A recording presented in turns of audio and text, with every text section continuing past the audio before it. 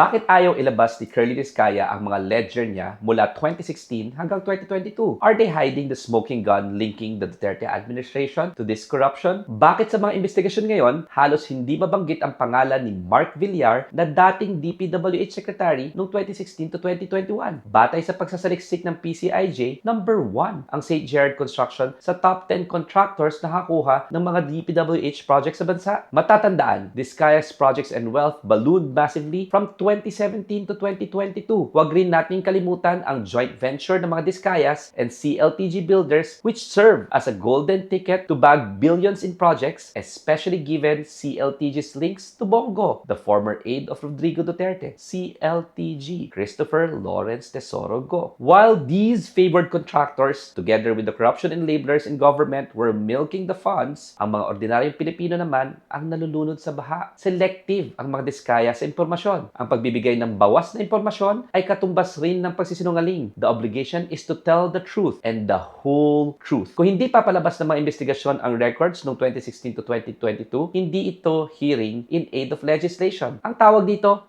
cover up. Ikulong ang lahat ng tiwali kasama ang mga malalaking kumulimbat ng pera simula pa noong 2016 nang nauso ang flood control projects. Batay rin sa naunang pahayag ng mga Diskaya na nagsimula ang kanilang vicious scheme noong 2016. Agyamanak, Attorney Dino de Leon po, and this is Bite Size Batas.